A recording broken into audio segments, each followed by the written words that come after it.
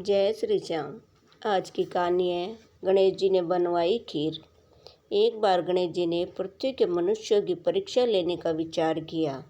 वह माँ पार्वती के पास पहुँचे और बोले, माता, मैं पृथ्वी पर भ्रमण के लिए जाना चाहता हूँ। मैं पृथ्वीवासियों की परीक्षा लेना चाहता हूँ। देखिए कि वे कितने नर्म और विश्वास पात्र है। उसके बाद वह अपने माता पिता से आज्ञा लेकर धरती के एक गांव में प्रकट हो गई। गणेश जी ने सोचा कि मैं बालक का रूप ले लेता हूँ। गणेश जी को तो लीला धरनी थी, इसलिए उन्होंने बालक का रूप बना लिया। उन्होंने अपने एक हाथ में एक चम्मच दूध ले लिया और दूसरे हाथ में एक चुटकी चावल ले लिया और गली गली घूमने लगे। गली गली घूमने के साथ साथ ही वह आवाज़ लगाते चले जा रहे थे कि मेरे पास दूध और चावल है, क्या कोई मेरे लिए इस सामग्री की खीर बना देगा। कोई भी बालक गणेश पर ध्यान नहीं दे रहा था, बल्कि लोग उन पर हंस रहे थे कि देखो, कोई ना समझ बालक दिखाई पड़ता है। तभी तो ये हाथ में एक चम्मच दूध और चुटकी भर चावल के लिए घूम रहा है।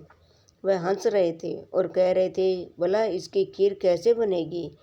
गणेश बाल रूप में लगातार एक गांव से दूसरे गांव जा रहे थे।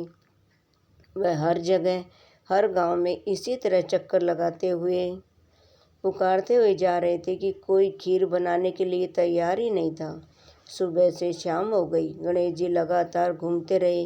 फिर उन्होंने सोचा, अरे मेरी खीर तो कोई भी बनाने को तैयार नहीं, अब क्या करूं। तभी उन्होंने देखा कि बुढ़िया अपनी झोंपड़ी के बाहर बैठी हुई थी। गणेश जी वहाँ से पुकारते हुए निकले, कोई मेरी सामग्री की खीर बना दे, कोई तो मेरी खीर बना दे, मेरे पास दूध और चावल है। बुढ़िया बहुत कोमल हृदय की थी। उसने गणेश जी से कहा, बेटा लाओ, खीर का सामान मुझे दो, मैं तेरी खीर बना देती हूँ।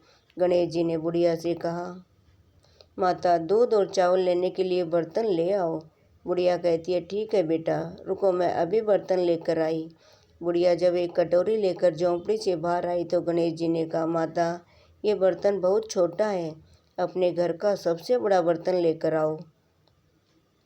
बुढ़िया बोली, बेटा, बड़ा बर्तन क्या करेगा, जरा सा दूध है और थोड़े से चावल है। अच्छा रुको, मैं लाती हूँ। बुढ़िया को थोड़ी झुंझलाहट तो हुई, पर उसने सोचा, चलो बच्चे का मन रख लेती हूँ। वह अंदर जाकर अपने घर का सबसे बड़ा पतीला लेकर बाहर आई। गणेश जी ने चम्मच से दूध उस पतीले में उधेड़ना शुरू किया। तब बुढ़िया के आश्चर्य की सीमा न रही। वह सोचने लगी, प्रभु, ये कैसा चमत्कार है, कुछ समझ नहीं आ रहा था।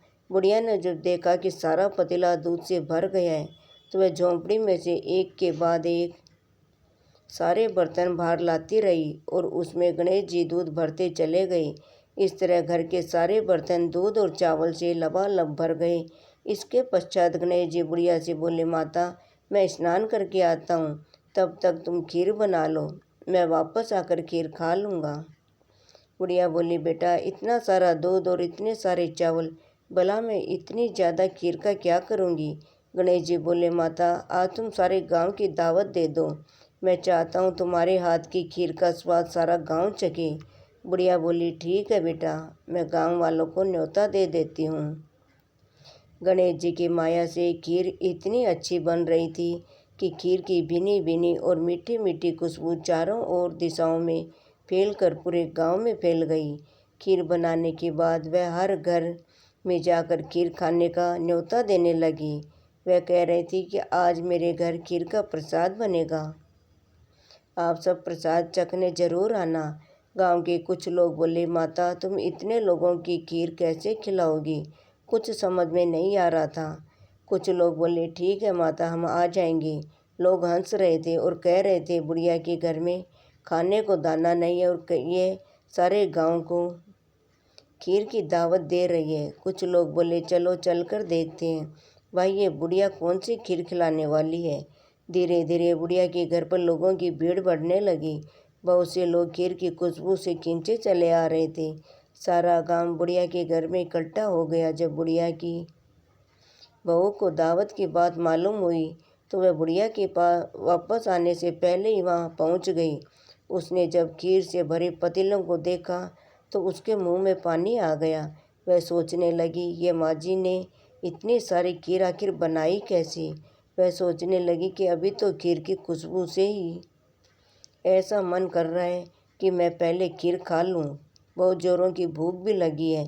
खीर को देखकर उसके मुंह में पानी भर आया।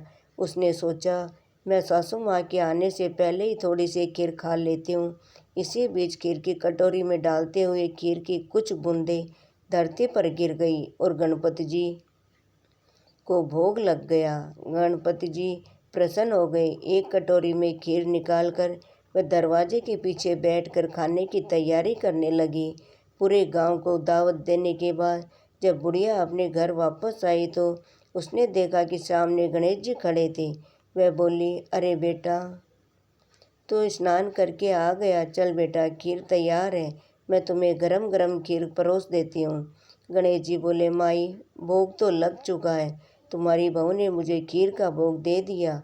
मेरा पेट पूरी तरह से भर गया है, मैं तृप्त हूँ। अब तुम खाओ, अपने परिवार और सारे गांव वालों को भी खिलाओ।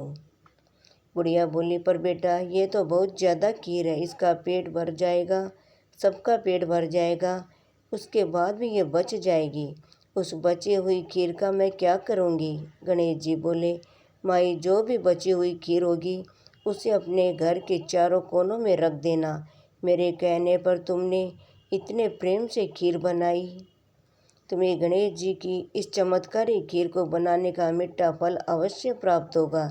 यह कहकर वह बालक न जाने कहाँ गायब हो गया। इतने में सभी गांव वाले भी आ गए।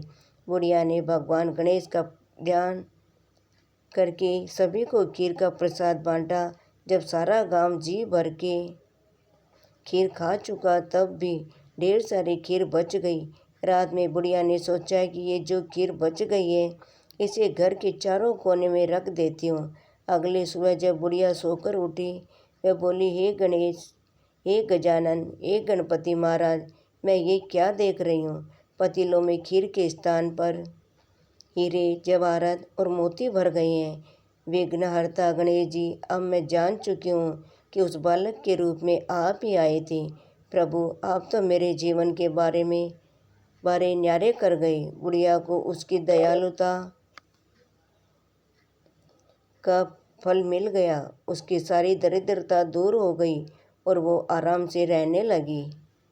बुढ़िया ने गणपति जी का एक भव्य मंदिर बनवाया और साथ में एक बड़ा सा तालाब भी खुदवाया। इस तरह उसका नाम दूर दूर तक प्रसिद्ध हो गया। उस जगह पर वार्षिक मेले लगने लगे। लोग दूर दूर से उस स्थान पर गणेश जी की पूजा करने के लिए आने लगे। भगवान गणेश जी को विघ्नहर्ता और सुखकर्ता कहा गया है। वह अपने भक्तों की सारी कठिनाइयों को दूर करके सुख, शांति और समृद्धि प्रदान करते हैं। तो दोस्तों, आपको ये कहानी कैसी लगी हमें कमेंट करके बताइए और वीडियो को लाइक करें।